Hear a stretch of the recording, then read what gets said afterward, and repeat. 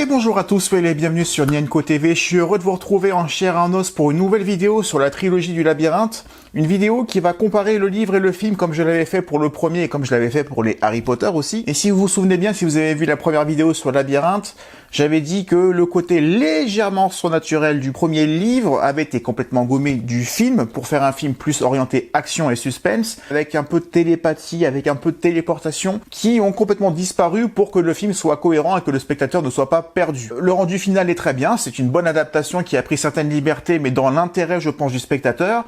Par contre, pour ce qui est du deuxième film, et je l'avais dit en fin de vidéo la dernière fois, il y a un vrai gouffre, il y a un grand canyon entre le livre et le film. Pour vous montrer le livre, je l'ai là, je l'ai relu cette semaine pour bien préparer la vidéo. Et là, j'ai le film, le Blu-ray, donc de Labyrinthe 2. Et je pense que si je mets les deux côte à côte comme ça, je pense que le lien, le tronçon commun entre le film et le livre sont comparables avec l'épaisseur. Ça veut dire que, en gros, ce qu'il y a du livre dans le film, c'est ça. Tout le reste, c'est de l'inédit, quelque chose qui n'a rien à voir avec le film que vous avez tous vu au cinéma. Je crois qu'on peut affirmer que les épreuves du labyrinthe ont été un franc succès. Il est encore tôt pour le dire, mais ils sont peut-être la clé de tous nos maux. Alors pourquoi ça? On va essayer de le déterminer ensemble, mais il n'est pas compliqué d'imaginer que le surnaturel prend beaucoup plus de place dans ce livre-là que dans le premier. Et quand tu fais le choix de gommer le surnaturel dans le premier film, dans la première adaptation, tu te sens un peu coincé, obligé de suivre la tendance, mais là du coup, tu as gommé, sans exagérer aucunement, 80% du contenu pour ne laisser finalement qu'une espèce de road movie dans le désert où les blocards vont devoir survivre et fuir le week-end, ce qui n'est pas du tout l'histoire. Et encore une fois, je vais vous raconter l'histoire, mais vous allez être sur le cul si vous n'avez jamais lu. Mais on pourrait faire, pour vous donner un exemple, un parallélisme avec les James Bond. Les James Bond, comme vous le savez, sont adaptés de livres écrits par Ian Fleming. Et très souvent, les livres dont sont extraits les films n'ont rien à voir avec le film au final. Par exemple, pour Moonraker, le seul lien entre le film Moonraker et le livre Moonraker, c'est le titre et le nom du méchant. Pour le reste, rien à voir. C'est exactement le cas du labyrinthe La Terre Brûlée, et donc je vais essayer de vous raconter point par point et toutes les différences, et du coup j'en ai pour un moment, parce que tout est différent, vous l'aurez compris. Après cette introduction qui me semble nécessaire, je vous propose d'y aller immédiatement. On y va. Il est temps maintenant de passer à la phase 2. Bienvenue sur la Terre Brûlée.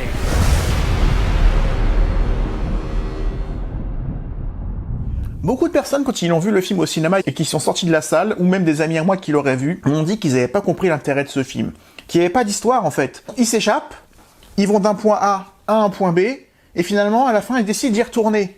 Donc c'est un peu comme si le deuxième film, si tu prends que le film à part, ne servait pas à grand chose. Ce qui est tout à fait vrai, et je l'ai ressenti aussi. Surtout que moi, le livre La Terre Brûlée, je l'avais lu avant d'aller voir le film, et quand j'ai été voir le film, je me suis vraiment posé la question de si j'avais été dans la bonne salle, quoi, ou si j'avais vraiment vu le bon film. Dehors, le monde ne tient qu'à un fil. Derrière cette porte, vous attend le commencement d'une nouvelle vie. Parce que dans le premier, il y a un enjeu qui est très simple et très percutant. Tu es dans un labyrinthe, il faut en sortir. Le film, il tient là-dessus. Dans le deuxième film, le but est de fuir sans vraiment savoir ce qu'on veut trouver. Il y a un certain bras droit, peut-être qu'ils sont là-bas, peut-être pas. Mais c'est tout. Et c'est très maigre au cinéma de tenir un scénario sur une ligne, il faut fuir. Dans le livre, c'est extrêmement différent, et il est temps d'entrer dans le vif du sujet. Parce qu'au final, si quelqu'un a vu le premier labyrinthe, et qui voit le troisième, mis à part le fait que Mignoux a été capturé et qu'on a rencontré Brenda et Jorge, qui Jorge au passage dans le livre est jeune, c'est pas un adulte, en tout cas de ce que j'ai compris, mais mis à part le fait qu'on ait fait la rencontre de Brenda et de Jorge et de Harris, d'ailleurs qui se souvient de Harris dans les films alors que dans le livre il a un rôle important, mais tout ça pour dire que tu peux passer du 1 au 3, si tu as en tête que Teresa a trahi tout le monde, que Mignoux a été enlevé et qu'on a rencontré 2 personnages de plus, tu peux passer du 1 au 3 parce que le reste, on s'en fout, on s'en tape. Thomas, il n'y avait pas qu'un seul labyrinthe. Que peux-tu me dire sur Wicked? Je me souviens qu'ils m'ont envoyé dans le labyrinthe. Je me souviens que mes amis sont morts devant moi. Et à quel point, pour vous dire que les deux sont différents, dans le livre, je peux vous le dire déjà, il n'y a pas de zombies. Les zombies qui ont une place centrale dans le film, qui sont là pour faire peur et pour amener un côté action, des scènes d'action très réussies d'ailleurs.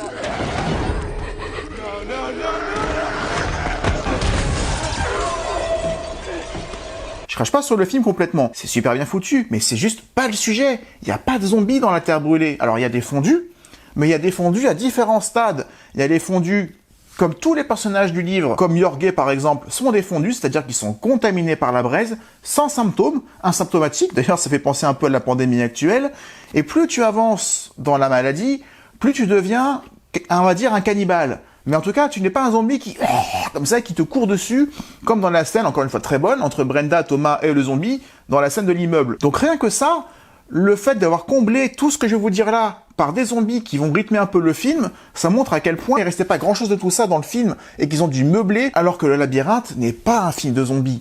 Et on peut se poser la question quand on est spectateur que des films, de la cohérence de l'ensemble, de ce huis clos dans le premier film qui devient un film de zombies dans le deuxième, et dans le troisième c'est encore autre chose. Et avec des univers complètement différents, Labyrinthe, le désert, la ville. On peut se demander si c'est pas des films qui sont posés à côté plutôt que de constituer un tout cohérent. Cache quelque chose. Arrête, t'es sûr de rien?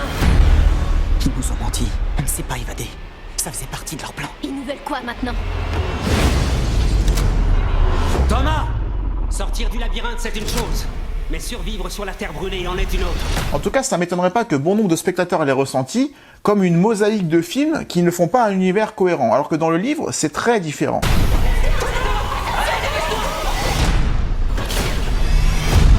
Je vous avais dit, dans le labyrinthe, même dans le premier, il y a un lien télépathique entre Teresa et Thomas. Dans le livre, c'est central.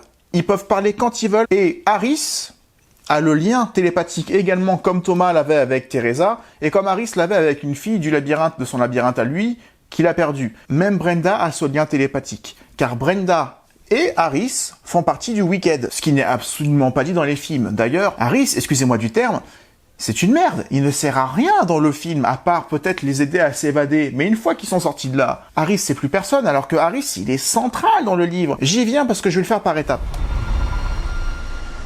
Oh putain. Du cours de votre existence dépendra l'avenir de l'humanité. Vers la lumière ou l'obscurité. Donc il y a ce lien télépathique qui commence dès le premier chapitre du livre. Après qu'ils aient été sauvés du labyrinthe, ils sont en train de tous se reposer. Teresa a été emmenée à part, comme dans le film d'ailleurs. Et juste avant que Thomas se réveille, il entend dans sa tête de Teresa « Thomas, il y a un problème ». Et après, pendant des heures et des jours, il n'aura plus aucune nouvelle de Teresa. Teresa est absente, ou quasiment absente, du livre La Terre Brûlée. On ne la voit pas. Elle a disparu, Thomas ne sait pas ce qu'elle est devenue, en tout cas jusqu'à au moins la moitié du livre, alors que dans le film, elle fait partie de la bande. En fait, les blocards se réveillent dans une espèce de 3 pièces, une espèce de grand appartement, où ils ont dormi et mangé pendant quelques jours, et à un matin, alors que tout allait bien, ils se réveillent et il n'y a plus personne. Tout est vide. Il n'y a plus de nourriture, alors qu'ils avaient mangé dans le réfectoire, il n'y a plus d'eau. D'ailleurs, il n'y a jamais eu tous ces labyrinthes tous ensemble dans la pièce comme dans le film, il n'y a que eux. Il n'y a que les blocards qui sont entre eux. Il n'y a personne d'autre de nouveau. Il n'y a pas le labyrinthe A, B, C, D, E, avec ce grand réfectoire géant. Ça n'y est pas dans le livre. Et donc ils se réveillent dans ce 3 pièces absolument vide. Et alors qu'ils essaient de visiter les lieux, d'ouvrir les portes qui sont fermées, ils découvrent dans une pièce fermée un tas de cadavres. Des cadavres partout par terre et même des gens qui sont pendus au plafond depuis des jours, qui sont dans un état de putréfaction, c'est vraiment dégueulasse. Et ils se rendent compte que les personnes qui sont mortes, ce sont ceux qui les ont sauvés du labyrinthe. Et ils essaient d'ouvrir encore une autre porte, sur une autre porte où il y a écrit « Teresa, labyrinthe A1, la traîtresse ». Il y a écrit ça sur l'encadré de la porte. La traîtresse, c'est déjà écrit dès le premier chapitre. Et quand il force la porte et qu'il rentre, il trouve Harris, et non pas Teresa dans la pièce. Donc il se dit « Oh, Teresa a disparu, elle m'a dit qu'il y avait un problème. Je vais dans sa chambre et il y a un mec à la place. » Tout de suite, tout le monde prend le mec en grippe et ils vont se dire « C'est qui ce traître ?»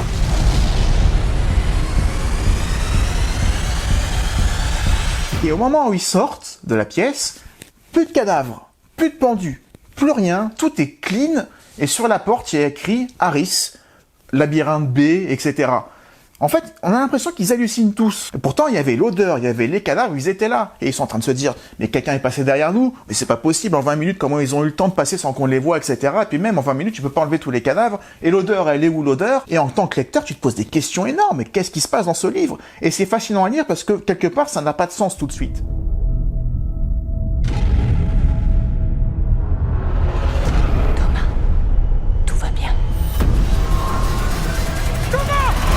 Tu sais que Teresa potentiellement est une traîtresse, mais qu'elle a disparu, il essaie de l'appeler par télépathie, mais le lien est rompu, ça ne fonctionne plus, et pendant 3 jours, il ne se passe rien. Personne ne va vers eux. Ils ont la dalle. Ils ont pas soif parce que la salle de bain est là et ils ne peuvent que boire de l'eau. Et au bout de 3 jours sans bouffer, ils commencent à se dire qu'on va les laisser crever là. Il n'y a aucune sortie, il y a une porte blindée énorme, mais il n'y a aucune sortie exploitable. Et à un moment, Thomas se réveille au 4e jour, il est réveillé par Mignot qui est central dans ce 2e livre, alors que Newt, on le voit à peine. Newt, qui a une place importante dans les films, dans le 2e livre, il est quasiment pas là. Et ben Mignot lui amène une pomme et lui dit « Faut te réveiller, ça a bougé ». Et là, il y a à nouveau de la nourriture, ils sont tous en train de remanger, ils sont dans le réfectoire, et là il y a un mec qui est assis sur un fauteuil, au fond de la salle, un peu comme ça, tranquille, il est comme ça, en train de lire un livre, je vais vous le faire, voilà, il est comme ça, il lit une espèce de rapport, il regarde les blocards dans le réfectoire, et puis il lit, un mec habillé tout en blanc qu'on va appeler le rat, parce qu'il a une gueule de rat. Et en fait, tu te rends compte, quand il se rapproche, Thomas, il se cogne contre un mur invisible, parce qu'il y a une vitre invisible, et le gars, il est protégé derrière. Pourtant, on ne la voit pas, ça laisse pas de traces, c'est un mur invisible, encore un peu de surnaturel. Je pense que c'est l'équivalent du personnage Johnson qu'on voit dans le 2e et le 3e film, sauf que là, on l'appelle juste le rat, et il est là pour leur dire qu'il est bien du week-end, qu'ils sont toujours dans l'expérience, et qu'ils vont démarrer la phase 2. Phase 2 qui consiste à se rendre à un point B, effectivement, dans la Terre brûlée, mais s'ils n'y vont pas, le virus qu'on leur a injecté les tuera, et ils doivent y aller pour trouver le vaccin qu'on leur donnera seulement s'ils arrivent là. Le but qu'ils ont, c'est de se rendre là-bas, sinon ils vont crever, et s'ils refusent d'y aller, on va les descendre. Donc on les force à affronter une 2e épreuve, en leur disant clairement que le labyrinthe c'était rien, que la vraie épreuve elle commence maintenant, et ils découvrent tous qu'ils ont des codes barres derrière le cou, y compris Harris. Des codes barres avec des titres. Genre, il y a écrit pour Mignot, le chef. Et pour Thomas, il y a écrit celui qui va se faire tuer par l'autre groupe. Bam! Il y a Thomas qui se dit, je vais crever. Alors évidemment, ils décident de prendre du recul par rapport à tout ça, que ça fait peut-être partie du jeu. Mais ils ont tous un surnom sur leur code barre qu'ils ont derrière la tête. Wicked a fait tellement de victimes. Ils ne s'arrêteront pas. C'est à moi de les stopper. N'as-tu pas envie de savoir comment on en est arrivé là?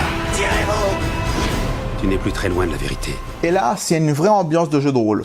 Moi qui en ai fait un certain nombre, et qui en ai fait jouer un certain nombre, c'est purement comment on s'organise, parce que du coup, la mission commence le lendemain matin à 6h du matin, ils doivent tous se rendre dans le même réfectoire, et là, il y a ce qu'on appelle un transplat qui va apparaître, un écran qui va les téléporter ailleurs, encore une téléportation, encore un peu de surnaturel, ou de technologie très avancée qu'on ne voit absolument pas dans les films. Ils ont quelques heures pour se préparer et dormir, et préparer leurs affaires. Donc ils décident d'emmener de la nourriture plutôt que de la manger, d'en faire des provisions. Ils décident d'emmener de l'eau s'il y a un désert, mais ils n'ont pas de gourde. Du coup, ils vident les sachets dans lesquels il y avait les ingrédients pour mettre de l'eau dedans, pour confectionner des gourdes eux-mêmes, et mettre la nourriture dans les draps qu'ils ont, qui sont en train de transformer en sacs. C'est vraiment l'ambiance jeu de rôle, je prends tout ce que je peux comme matériel pour me préparer à tout. J'adore ce passage-là.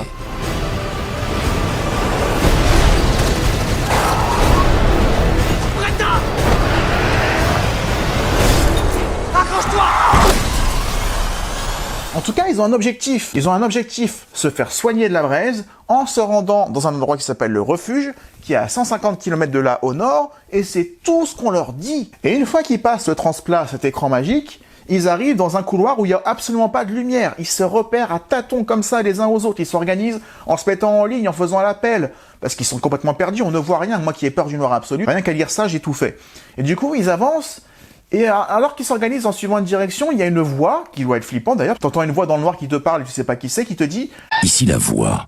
Faites demi-tour ou vous allez vous faire couper en deux. » Sympa le truc. Et là, il y en a qui se disent « C'est l'épreuve, c'est partie du jeu, faut avancer quand même. » Et d'un seul coup, il y en a qui commencent à crier dans le noir et qui commencent à tomber, comme des mouches. Et tu te rends compte en fait qu'il y a des boules de métal en fusion qui tombent du plafond, et une fois que ça tombe sur la tête, ça t'enveloppe ta tête, ça devient une sphère absolument parfaite, qui te coupe le cou, et la boule, elle tombe sur le sol, comme une boule de bowling.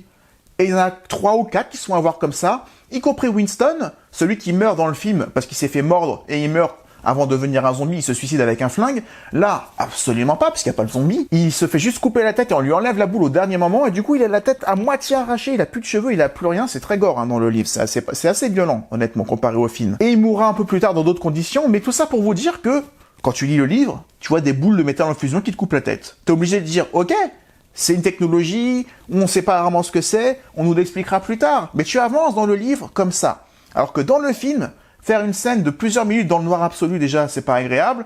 Et puis, je les vois pas, ces boules de métal dans le film, je les vois pas apparaître. Impossible.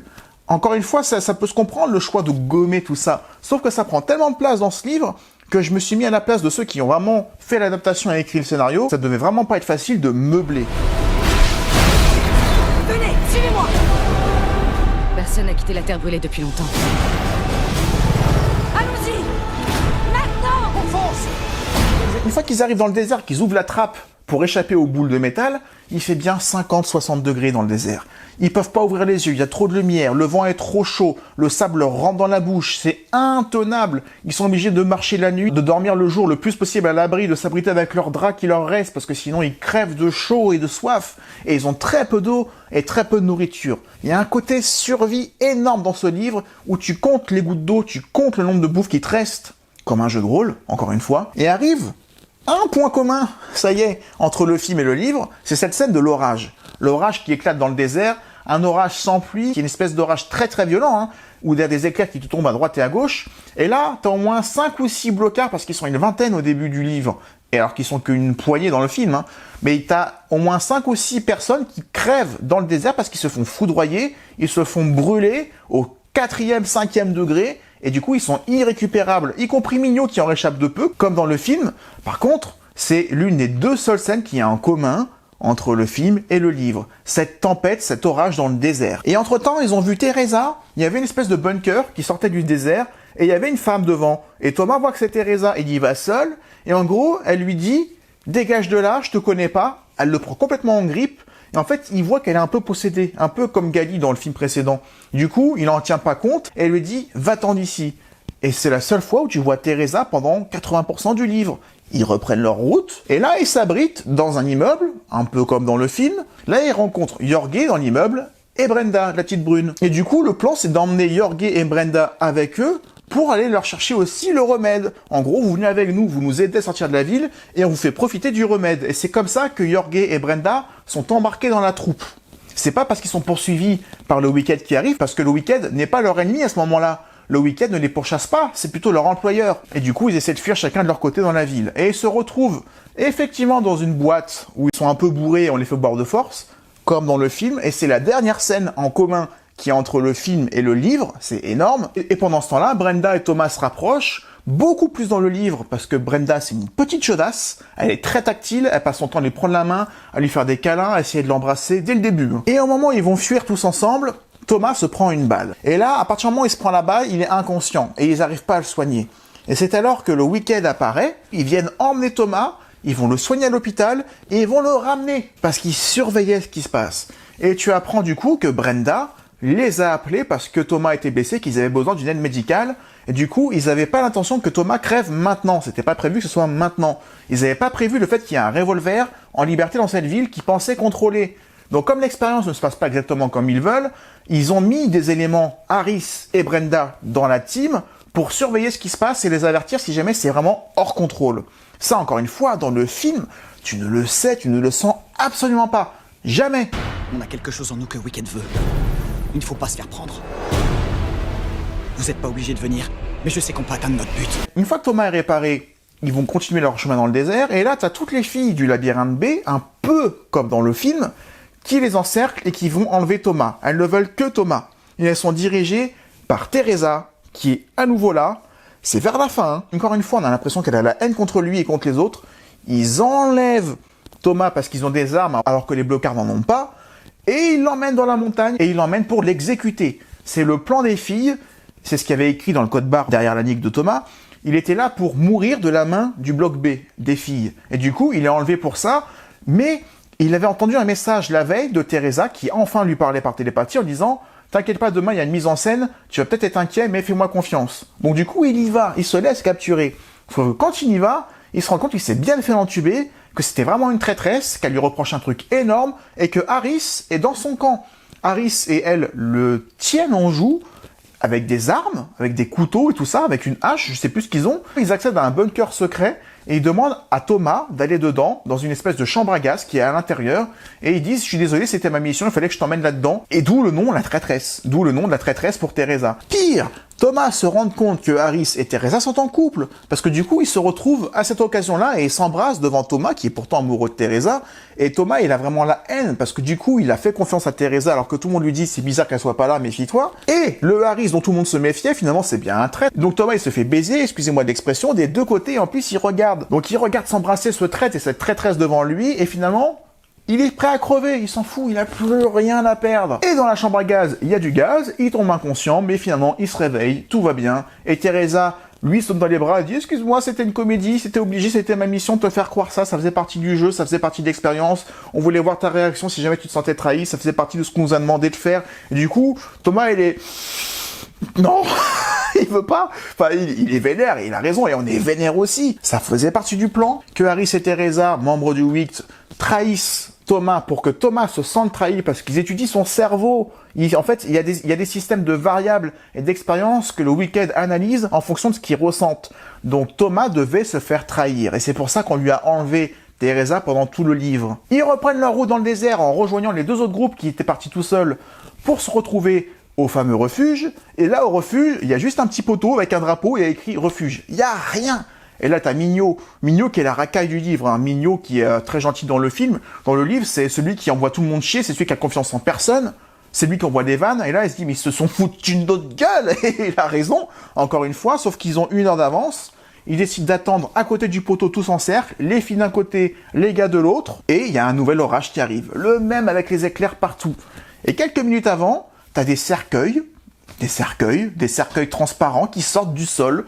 Encore une fois, va faire ça au cinéma. En fait, t'as un cercle en métal qui sort du sable, et t'as les cercueils qui sortent du sable, et dans les cercueils, t'as non pas des griffeurs, on va dire des griffeurs, mais des griffeurs sur 2 pattes. Encore des créatures. Il y en a un par blocard vivant, homme ou femme. C'est encore une épreuve. Donc tous ensemble, ils décident d'affronter les nouvelles créatures, et pile à l'heure, il y a un vaisseau qui arrive au-dessus d'eux, qui récupère les survivants, qui les emmène au loin, et qui leur dit que l'étape 2 est terminée. Ils prennent un repas, ils se soignent, et le livre se termine par un rapport du Dr Page. Dr Page, la blonde, qu'on ne voit pas une seule minute là-dedans. On voit juste un rapport à la fin qu'elle a écrit, qui dit que l'expérience continue, que ça se passe pas exactement comme prévu, mais qu'il va y avoir des résultats super, et qu'il est temps de leur révéler qui est immunisé contre la braise, et qui ne l'est pas. Donc là, tu apprends déjà qu'il y en a certains qui ne sont pas immunisés, on saura que c'est Newt, évidemment, mais tu apprends, en fait, qu'ils sont déjà vaccinés, et que c'était encore une fois une tromperie de première. Et le livre s'arrête là. Il n'y a pas de bras droit, il n'y a pas cette guérilla à la fin, cette fusillade entre les deux camps. Mignot n'est pas enlevé, Teresa ne les balance pas, c'est plutôt Brenda qui le fait pour sauver Thomas, mais Teresa ne les balance pas. La traîtresse en question, c'est juste pour une expérience. Le livre est basé sur la survie, sur la faim, sur les conditions arides et difficiles, sur la séparation avec Teresa pendant tout le film où ils essaient de parler, et de temps en temps ils arrivent à se parler par télépathie, mais ça se passe pas exactement comme ils veulent. Tu as quelques fondus par-ci par-là, menaçants, qui sont cannibales et qui veulent les bouffer ou les emprisonner, mais tu n'as pas de zombies au sens propre du terme. Alors que dans le film, c'est clairement du The Last of Us. Il y a énormément de mystères dans ce livre. Des mystères technologiques, ces boules en métal, les transplats qui téléportent, des cercueils qui sortent du sol, des créatures en tout genre, y compris les griffeurs. Et tu te demandes d'où ça sort, et tu cherches une explication, d'ailleurs ça viendra plus tard, ça y est pas là-dedans. Mais ce qui te fait tourner les pages, c'est tous ces mystères qui s'enchaînent, et puis cette frustration que Teresa ne soit pas là, ou qu'elle soit pas dans le bon camp. Dans le film, si tu mets ça, franchement, est-ce que ça passe ? Je sais pas, en tout cas j'aurais bien aimé voir, mais comprenez ma surprise, et la surprise de ceux qui avaient lu le livre avant d'aller au cinéma et qui n'ont pas reconnu une ligne, ou quasiment pas une ligne du livre dans le film, je vais vous dire, ça choque. Là, c'est plus une question d'adaptation. C'est une question de, il faut remplacer ce livre par quelque chose de visuel, parce que ça, les boules en métal sur la tête, ça ne peut pas passer. Et va savoir si c'est le cas. Je ne sais pas, j'ai pas la réponse. Mais, ce que je voulais vous dire dans cette vidéo, c'est que le livre apporte un cadre à l'histoire, un cadre à la trilogie. Le livre 1 s'appelle Le Labyrinthe, épreuve 1. Le livre numéro 2 s'appelle La Terre brûlée, épreuve 2. Le troisième s'appelle Le Remède mortel, épreuve 3. 1, 2, 3. Cette structure que tu as parfaitement dans le livre, où cette épreuve de la Terre brûlée est tout aussi prenante au final que le labyrinthe. C'est pas un huis clos, mais les conditions font que c'est tout aussi enivrant. Alors que dans le film, tu te demandes où est le scénario. Tu comprends même pas ce qu'ils doivent faire. En fait, ils ont rien à faire, mis à part fuir le plus loin possible. C'est super léger. super léger comme ça, alors que le livre, il a tellement à vous apporter, tellement. Et j'en reviens toujours à ma conclusion, qui dit que le film n'est pas mauvais pour autant, mais si vous n'avez pas lu le livre pour ce cas-là, lisez-le, parce que vous êtes passé à côté de plein de choses, encore une fois, et c'est même au-delà d'être passé à côté de plein de choses, c'est que vous allez découvrir une autre histoire. Et ça, c'est quand même génial, parce que si on aime le labyrinthe, l'ambiance, les personnages, quand on lit un livre où tu as l'impression de connaître l'histoire et tu te rends compte que pas du tout, mais c'est un plaisir presque inégalable. Qu'on aime lire ou qu'on n'aime pas lire, c'est pas le sujet. Ça se lit super facilement, c'est un livre pour ados, avec des phrases très courtes, c'est très facile à lire, et surtout les personnages, on les connaît. Donc c'est très facile, je vous conseille vraiment de lire cette trilogie, en particulier ce tome 2, qui est vraiment très atypique, très prenant, très différent des autres, et le film ne lui rend pas du tout honneur. Mais c'est impressionnant, je n'ai jamais vu un livre aussi pas mal adapté, mais pas adapté. Ils se sont éloignés de ça, parce que je pense qu'à l'écran, peut-être que ça ne passait pas. J'espère que je vous aurai convaincu d'être curieux et de lire ces livres-là. Ils sont très complémentaires, encore une fois, et le film qui va passer sur TF1 mardi ne lui rend pas du tout honneur, mais, encore une fois, j'ai eu le plaisir inverse. Quand j'ai vu le film et que je n'ai absolument pas compris ce qui se passait, j'ai eu un plaisir différent. Parce que dans le film, il se passe des choses qui ne sont pas dans le livre, et quasiment que ça, du coup, je ne savais pas où ils allaient en venir, où est-ce qu'ils allaient s'arrêter. Je peux pas dire que le film est mauvais, par contre, je comprends les défauts qu'on peut lui trouver. L'absence de cadre, l'absence de but très clairement défini. Par contre, quand tu as cette base-là, et que tu t'en éloignes à mort, tu es très curieux de te dire, mais comment est-ce qu'ils vont retomber sur leurs pattes dans le troisième? Et même le troisième livre et le troisième film sont très différents. Ce sera le sujet de la prochaine vidéo, la prochaine fois. J'espère que vous aurez apprécié cette vidéo. Merci de la partager si elle vous a plu, de mettre un commentaire, de mettre un petit pouce. Surtout de vous abonner à ma chaîne pour manifester votre soutien. Je vous remercie pour ceux qui le font petit à petit. Et je vous propose qu'on se retrouve la prochaine fois pour parler du labyrinthe tome 3, le remède mortel. Ce sera le sujet de la prochaine vidéo. D'ici là, prenez soin de vous. Ciao.